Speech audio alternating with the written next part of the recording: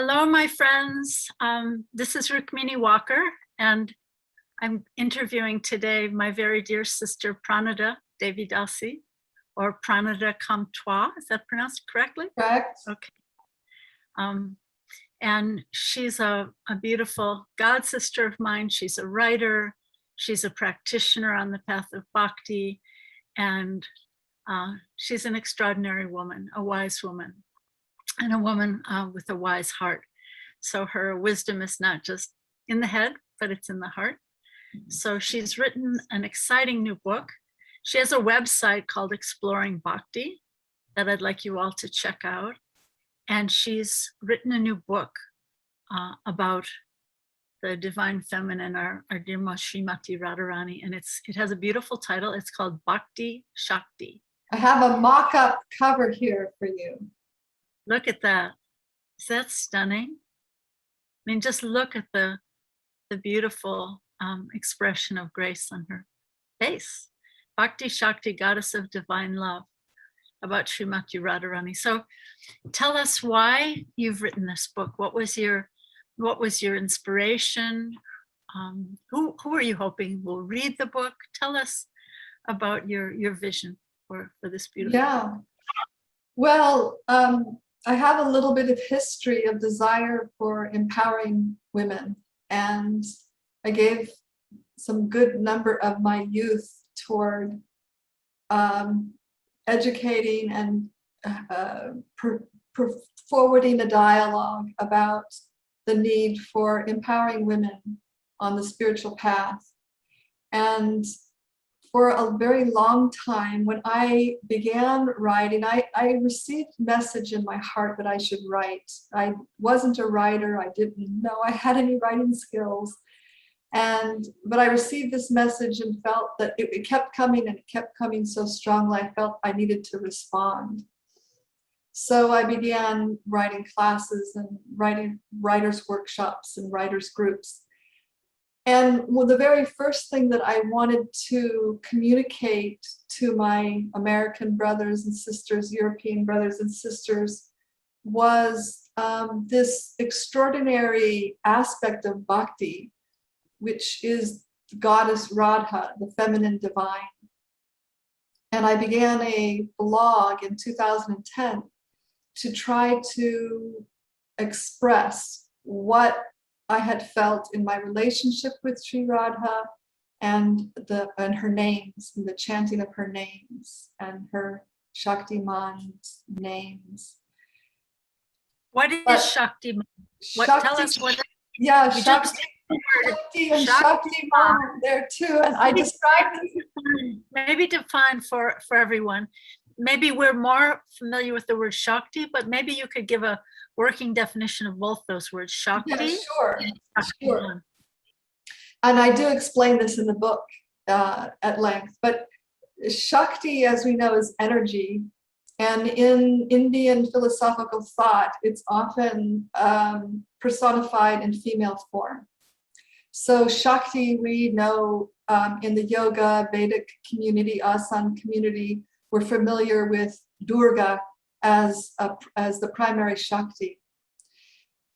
Now in Bhakti Shakti, we're talking about Radha, but I take up a discussion of Durga Ma and Sri Radha both in Bhakti Shakti as the primal goddesses within Indian thought. And of course, Bhakti Shakti being goddess Radha, the primary goddess of the path of bhakti. Now, as we know though, Shakti doesn't exist in a vacuum by itself. We have, you have the sun. The sun rays are the Shakti of the sun. So the sun is called Shaktiman. It's the basis of the Shakti. And without Shaktiman, Shakti has no, it exists upon, like the rays of the sun exist upon the existence of the sun. So Shakti exists upon the existence of the Shaktiman.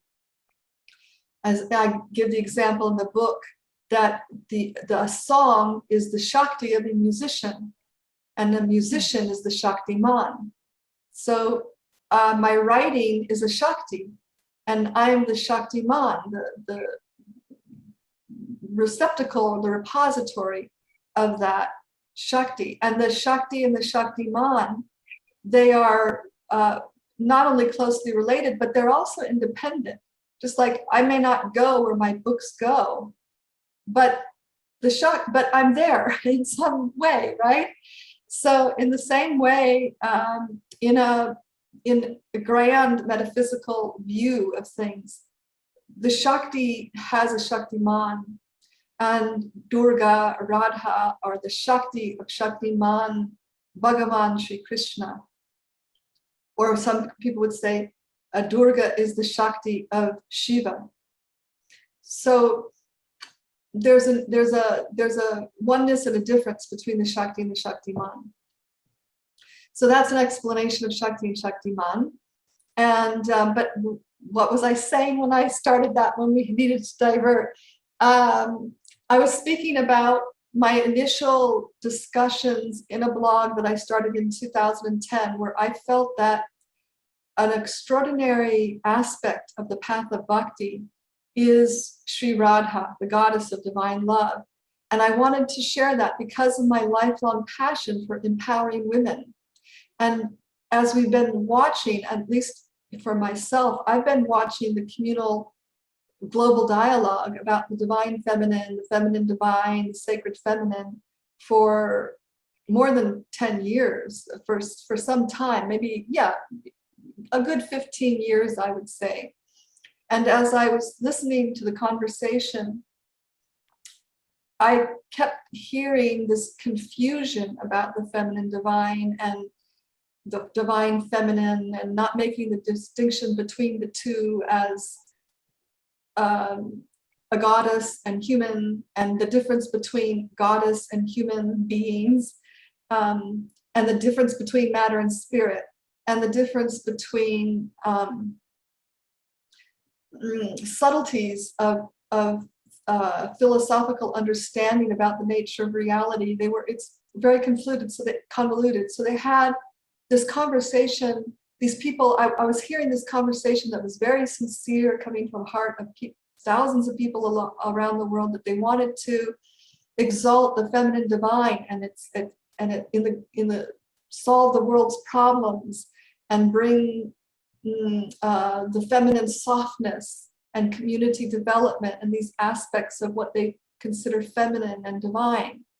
But I was seeing that they were just a little off in the philosophical understanding of the feminine divine, and I felt that was disempowering their ability to become empowered representatives that they wanted to be for change, that they could really make change in the world.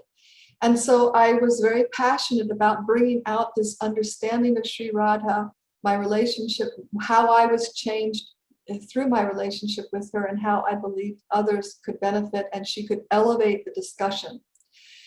But that blog, I just couldn't quite bring out what I wanted to bring out. I was a new writer and new feeler about the topic in one sense. And so I let that aside, and I started trying to write other things and was having difficulty writing other things. And then all of a sudden, this book, Wise Love, came out. And I released it. It took 4 years to write, and then I released it in 2018, and it went on to win several awards and was thank you. It was well received, and I'm hearing from readers how it really is impactful in terms of them understanding bhakti and having this, like several people were having these aha moments, like, yeah, bhakti I want to try bhakti. There's a lot of imminent sense here, and it's moving my heart. And I didn't catch the word. A lot of. It made a lot of intuitive sense, and it was touching my heart. And it was practical. The path of bhakti is very practical. It's something we can relate to in our life. It's not, extinguishing our identity. It's exalting our identity, our selfhood. And that's what people want. I just have a question. You used the word softness, and I wonder, do you feel that bringing out the identity of Sri Radha is about compassion, is about the softer side, or the kinder, gentler side of divinity? That's what I've learned in my in my practice. The masculine is a little, he can be a little hard on me. So I go, oh, Radha, please help me. Yes, Radha is very soft and very compassionate. And I know a lot of bhakti practitioners and a lot of people who have come to know Radha as feeling very welcomed and warmed in her presence and in her service and in chanting her names, and feel a real camaraderie. So I would say she definitely is the softer side of the absolute reality. And not only is she the softer side of the absolute reality, but she is the ideal for a person practicing bhakti, because her way of expressing love, expressing divine love, is open to us to learn and emulate and bring into our life. So she is an exemplar of bhakti and the path of the feminine divine, the path of divine love. And she is an ideal as the feminine face of God. So yeah, she's very soft. She's described as an ocean of divine love and the most munificent giver of divine love. So she's generous.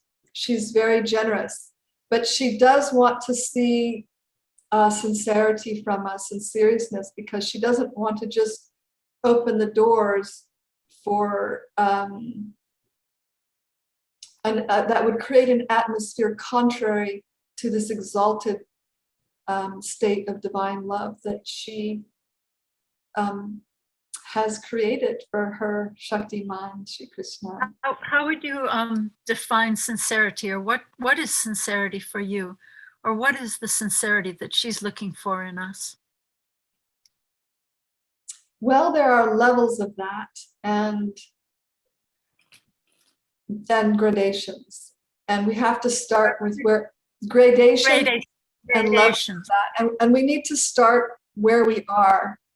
Wherever we are, that's where we start. And sincerity means having enough trust in what we're hearing that we're willing to, number one, hear more. Number two, perhaps gradually take up some practices that are described as honoring and worshiping the feminine divine. And that we gradually, through those practices, have some change of our character and our behaviors. So we start with where we are, and I say sincerity. Yeah, we could look up the definition of a dictionary, but I think in general we know what sincerity means. It's a genuineness, it's an honesty, it's often accompanied with some humility. And yeah, I think, when we know when we're sincere and we're being fake and dishonest. And do you think it has to do with simplicity? Is that a word that you would? That would be good also, Rukmini, that simplicity would also be a factor. But I mean, you can be sincere and not simple either. It's because everyone is everyone is a little different. So maybe I'm not a simple person. Maybe I'm quite a complex person. In fact, I find most people to be quite complex. But yeah, a simplicity of approach, perhaps. And but what you said about begin where you are is very profound, because even if I am really complex in my head or in my way exactly of living, I can begin where I am. Exactly. It's so important. The complexities. Yeah, and see, bhakti is special like that, because your other yogas, they actually require a purity of heart for them to be effective. And of course, we don't quite know that in the asana community when we're focusing just on the asanas and the pranayam. But the, the Raja Ashtanga Yoga, the Hatha Yoga, in its as a spiritual path, very much is demanding a level of purity before you can even get going. And same with Gyan. Karma maybe a little less, but anyway, these paths require us, like they want celibacy, they want renunciation of the material world. And we don't hear about this in the Western community, but this is what, if that path is to be efficacious, this is what the path is asking for. And we can't remove those things and expect the path to work. But at any rate, Bhakti is unique in it meets us where we are.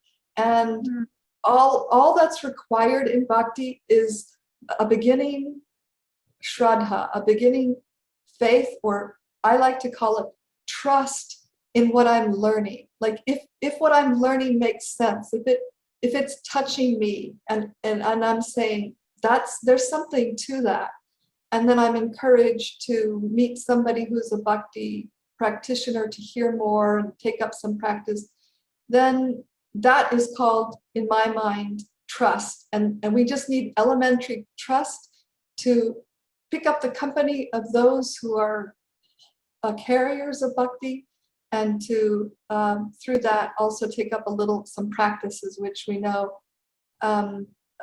is strongly about mantra meditation. Beautiful, beautiful. And you mentioned something, I think you mentioned something earlier about chanting her name. So do you want to so I'm referring to mantra meditation, and I'm referring specifically to the Maha. I mean, there are songs and mantras that we can sing to her or we can say to her, but the primary mantra that many on the Bhakti path take up is the chanting of the Maha mantra, given in the Kali Santarana Upanishad. And that Maha mantra, known as the great mantra, because it is really the distilled essence of the Upanishadic aphorisms that we get. There's only one mantra in all the Upanishads that is highlighted as the Maha mantra, and that's the mantra of the Bhakti path: Hare Krishna, Krishna Krishna, Hare Hare, Hare Ram, Ram Ram, Hare Hare. And in that mantra, many people identify the Hare as the presence of Radha in the mantra. So in that mantra, we have Shakti and Shaktiman in what I think of as a dance of divine love, beckoning us to join them in eternal atmosphere. Just to go back and to clarify, in case someone didn't catch it earlier. So when we say Hare, that's the Shakti, the divine energy. When we say Krishna, that's the Shaktiman, the one who holds the energy, right? Yes, well, the basis of the Shakti. And again, the Shakti and the Shaktiman are the same and non-different simultaneously. So like in our conceptual orientation about the absolute isn't a he, it isn't a she, it isn't an it is a they, and it's the divine dyad, the divine masculine, the divine feminine together.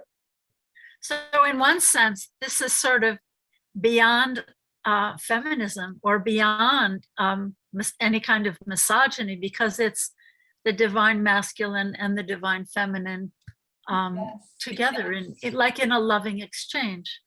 Yeah. In the supreme loving exchange, the most sacred love story of all time. And they are our source. So our source is that divine loving exchange. Yeah. Yeah, and I remember that one comment that you made in the Women of Bhakti film, and you said how, and I had been really meditating on this when you said it, it just rung so true for me also, that the creation is a love affair.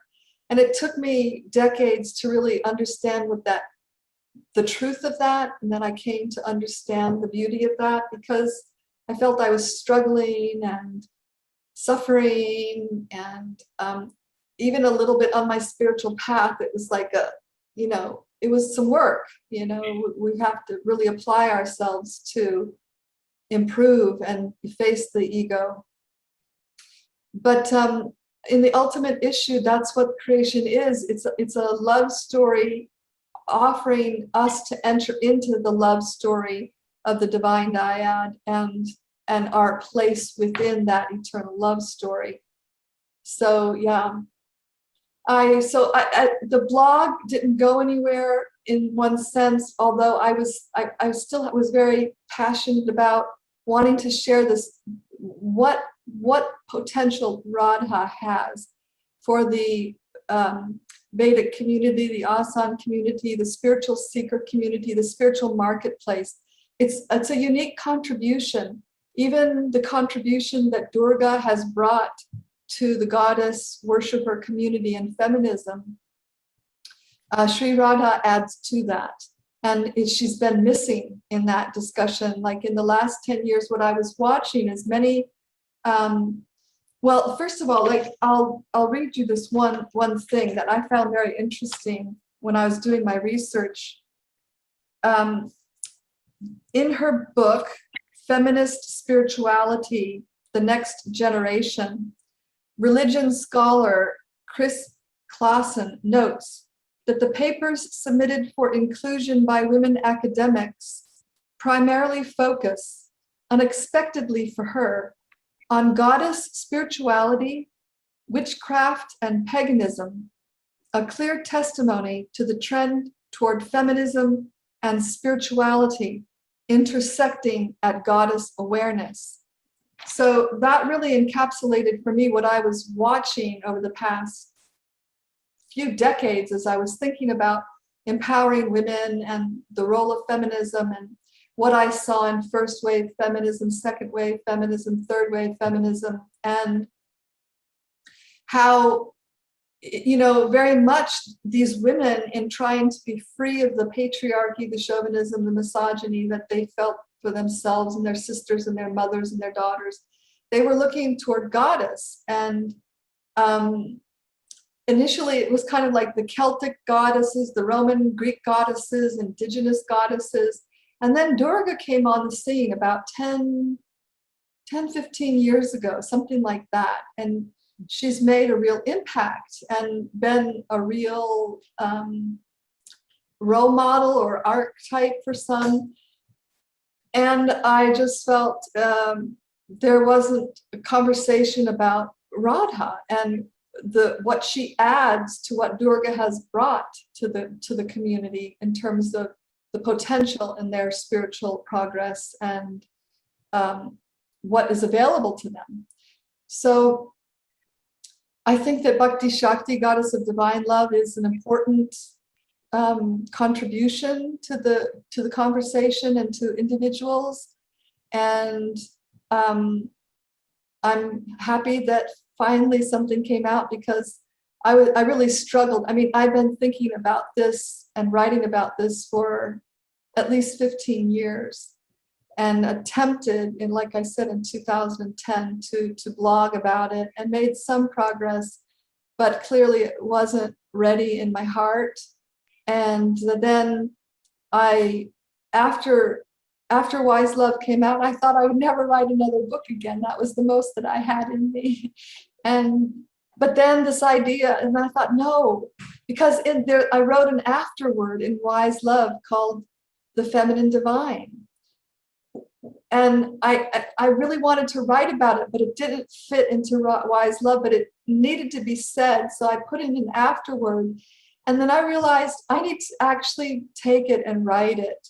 But I became really ill at the end of 2018. And I didn't know if I would ever write it. I went into a very serious Ayurvedic healing program for almost a year. And I honestly didn't know if I was going to recover from that treatment. So I wasn't sure if I was going to write it. But here it was, I recovered from that, and I wrote. So it's the offering that I've been able to make. And I'm excited to be able to give it to people, my sisters, my brothers. Beautiful. Beautiful. It's interesting you mentioned Durga, because the first thing that comes up for me is, when we see Sri Radha, she's either dancing, holding a lotus, or she has her blessing hand. She has a blessing. Yeah. She has, I'm left-handed, so she has her blessing hand, and then she's often holding a lotus in the other hand. Yes. When we see Durga, she has many weapons. She's so the fighter. I'm wondering, is this about, laying down our defenses and becoming like both human and divine in laying down our weapons, our masks, our defenses, and following that path of grace? I mean, could you speak a little bit about that? That's really a beautiful metaphor, Rukmini. Thank you. It's actually very insightful and profound. And I also felt that about Durga. In fact, the opening, there's a chapter on Durga in Bhakti Shakti, and it opens with her using all of her weapons on her carrier. And then the chapter for Radha opens in her dance. So we get a flavor for these primary goddesses within the ancient yoga philosophy tradition. And it's about laying down our very selves. And I know that it's like nice to think about us being fully human and being spiritual at the same time. And I think we do need to have good psychology, but I think we want to transcend our humanness. I think we should want to become superhuman, which we are capable of doing, even though the smallest of us. And that aspiration is, sometimes it calls an individual since they're small, and sometimes it calls them later. But this is our potential to become superhuman, and we should try to do that. And this is what these books are encouraging us to aspire for. That's really interesting that you say that. I was reading something by a writer named Wolford, and he writes about grief and grief support. And he was making the point that in order to transcend, we have to actually first descend. And so that speaks about going to that place of humility, sincerity, perhaps simplicity, to actually go to that still small place. But those qualities are superhuman qualities. Those are not that's interesting. Ordinary human qualities. That's very interesting. So what seems like the smallest and the simplest place is actually, you're using the word superhuman, and I'm talking about going to a place of humility. And in fact, they're one and the same. Isn't that interesting? That's fascinating. Because what calls us, what gives our attention is these extraordinary people that manifest unconditional love, that manifest that kind of humility, that aren't prideful, even though they're brilliant. That this is really what's attractive. I mean, we get caught up in the moment of the day with our heroes in music and sports and on the screen and whatnot. But when we're a teenager, it might call us a little bit, but when you get a little grounding in life, you're called to more than that superficial. And so when I'm talking about superhuman, I'm talking about going beyond the superficial and finding really the core, what they are, and why I'm calling them superhuman, they are the qualities of the soul. And we want to see with the soul's eyes. We want to hear with the soul's ears. We want to approach the world as a soul, who we are, finally. So the superhumanity of Sri Radha is perhaps her compassion, her grace, her gentleness. Yes, that's there. But the other thing is, Rukmini, compassion is on the lowest rung of divine love. It's the highest rung in this world, unconditional love and compassion and seeking the international brotherhood, sisterhood, that where we break through all the barriers that we've created between one soul and another, and we relate really on a spiritual platform. But there's much more than that, and that's what Bhakti has to offer us, is more than compassion, more than unconditional love. This state of being, love as a state of being, pure divine love as a state of being. I write about this, but I wonder how to exactly explain it. When we're talking about a state of being, we're talking about a condition where you don't shift in and out of. You don't, and by nature, spirit is always increasing.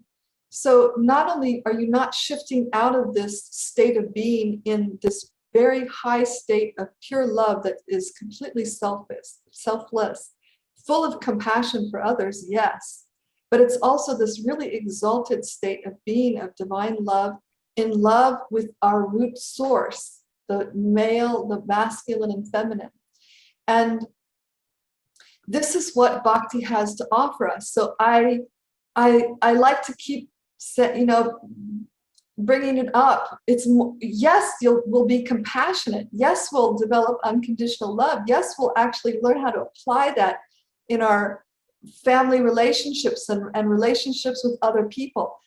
But we're thinking limited when we're thinking that's the best we can do, or the most that we have at our disposal as spiritual beings.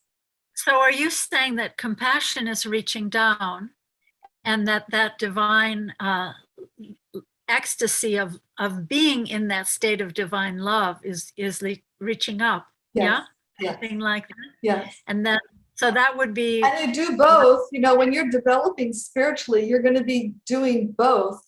But just to say, oh, you can love unconditionally and have compassion. There's more. Mm-hmm. So there's much more for you.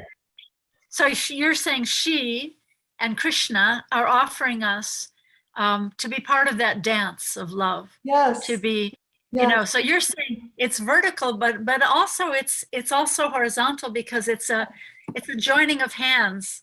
Yeah. In a dance of love. So yes. It's not only reaching down with compassion or empathy, but it's a reaching across to hold hands with all living beings, and then reaching yes. up to that divine. And then going together, yes, yes. Dance, yes. The divine sacred dance of love. Beautiful. What has captured our attention for 50 years, half a century, isn't it? Yeah. It has fully captured our attention. Well, I remember once, because in the Bhakti, on the Bhakti path, we say, Bhakti Devi Ki Jai, all glories to Bhakti Devi, the goddess of divine love. So once I asked our Guru Srila Prabhupada, well, who is Bhakti Devi? And he said, she is an expansion of Radharani. So this very process of bhakti is personified as a goddess who is actually manifesting from the heart of Sri Radha. So really, she is Bhakti Devi. Bhakti Devi yes. just pours out of her heart. That the very path of bhakti is pouring out of her heart. Yes. And offering that grace to each of us. Yes. So I'm very excited about your book. Can't wait to be sharing it. And so maybe tell us a bit more. When is it coming out? Where can someone get a copy? We'll be featuring it on our Urban Devi website, and we can maybe post, yes, exploring bhakti.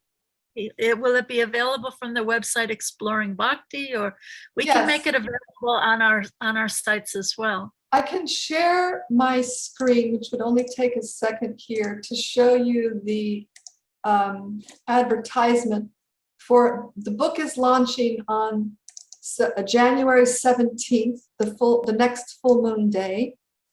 Oh, and beautiful. It will be live streamed onto my Facebook page, Pranada Comme Toi, facebook.com, Pranada Comme Toi. It will be available on Exploring Bhakti. Information about the launch will be on my website, pranadacomtois.com. Can you spell that for Yes, anyone? Pranada. Well, it's on my, you see my name is on my screen, Pranada Comtois. Pranada Comtois. I'm not seeing it, but maybe when you'll be able to put it on the bottom of this video. Okay. Yeah. So COMTOIS. The book will be available through Amazon and Barnes and Noble and Book Depository on January 17th. But January 17th, the day of the launch, we're also having a launch event. And I'm going to share with you my screen right now to give you the details so it at least can show for a minute on this chat we have. And you can see it now as well. Can you see that? Beautiful. Yes, beautiful. So what we're going to do, and this is also some information for your Urban Baby community. So on January 17th, 11 a.m. Eastern Standard Time, we'll start with a kirtan with Shamala Kishori, who's been doing kirtan her whole life. She's a very beautiful singer. I'll read a little bit from Bhakti Shakti, have questions and answers. I'll announce the winner of the Bhakti Shakti giveaway, which I haven't even announced the giveaway yet, but that will start soon. And I'm on Instagram and Facebook at Pranada Comtois, and we'll be announcing the giveaway and everything. And then I felt that it was really important, Rukmini, I wonder what your idea is, that in addition to the book, we could have a music, a song, which would be a part of our offering to Sri Radha and associated with Sri Radha. So this wonderful fortuitous event came about. I had asked Nadia Mani, who has just this absolutely exquisite celestial voice, if she would be willing to sing a song that we could make the official song of Bhakti Shakti. And at the time, her and her husband, Amala Harinam, had COVID, and he was quite ill, and she was trying to nurse her and him and take care of the child at the same time, their daughter at the same time. Anyway, I just didn't think it was going to happen, but I had mentioned it to Badahari, the famous Kirtanier. And he said, well, it's really hard to get, she's really distracted. It's not likely to happen, and they're going to the UK. And then the next thing I knew, he said, I recorded Nadia Mani and Amal Harinam, and just by chance, Jai Sita's here with her cello. So I got the cello too. And I was like, oh my Lord, okay. And then Badahari arranged and produced the song, which is called Divine Treasure. So on the launch day, we will be playing that for the first time publicly and give a link to where people can download that new single. Okay, I was going to ask you for the link. Now, is there a link you can share to that? The link is, we're not making the link available until the launch day. You have to come to the launch to get the link. Yeah, I'm understanding that, but what about a link to the launch? Facebook at Pranada Comtois. You're invited, a live streaming event at Facebook Pranada Comtois. You're going to have to go to my page to see the live streaming event. And then you'll get the link to the song and more information about the book, and see, you'll hear the reading and hear the kirtan and whatnot. Okay, so all of you people who don't like Facebook, you're going to have to go to Facebook at Pranada Comtois, January 17th. Yeah, as you think you're a little technologically challenged, I am also, and I don't know how to do such a thing on Instagram. Definitely not Twitter, and then we have YouTube, but I don't know how to send the live stream to YouTube and Facebook at the same time, although I do have a YouTube channel, Pranada Comtois. If I can figure it out, I'll send it to YouTube, but for right now, for sure, it's going to be on Facebook. Okay, and when we get this recording up, hopefully soon we can put this video up, this conversation that we've just had, and maybe one of our generous listeners who is more computer savvy than we are could help You know, us. Shall I stop the screen share now, Rukmini, and go back to our screen? yeah, it's absolutely beautiful, and I can't wait to hear the song. Very, very beautiful. Yeah, the song is, the cover. The cover of the book is I don't know. I'm very enthralled by the cover of the book and the art by the artist and the design of the designer. Both came together, really amazing. And the song strikes me in a similar way, just like this gorgeousness, All meant to be. Yeah. So, we have a phrase that we use, Krishna magic. So, but I think there's some Radha magic happening. There's definitely, and the thing is, just this is a little more internal, but we know that every year there's a month called Kartik, and that's known as Radha's month. So the idea for this book was born in Radha's month. I wasn't able to start it right away, but then the writing of the book occurred during Radha's month, and it just came out in a certain way. I mean, as I've been explaining, I've been meditating on this a long time, but then when you're actually sitting down doing it, coming out and watching it and being a witness to it, it was during her month. So definitely some Radha magic. Beautiful. Thank you so much. Thank you. And so all of these beautiful offerings can start with a desire in the heart and become manifest through our sincerity and through her grace. So I think that's another beautiful thing about the Bhakti path, that it's not just our efforts, which some processes of yoga are very upward and achievement oriented. Very dependent on the practitioner. Yes, and the path of bhakti is a descending process. So it's a combination between her grace falling down on us and our endeavor to be that sincere practitioner and to access that grace that's coming down. So this has been beautiful. Is there anything else you'd like to share? So much, but nothing comes to mind right at this moment. Okay, well, we'll have to talk again, and I'm so grateful for this conversation, and we'll post this conversation on the Urban Devi sites, and everyone should mark your calendar for January 17th, 11 a.m. to open up your Facebook, or however we can get it out on other platforms.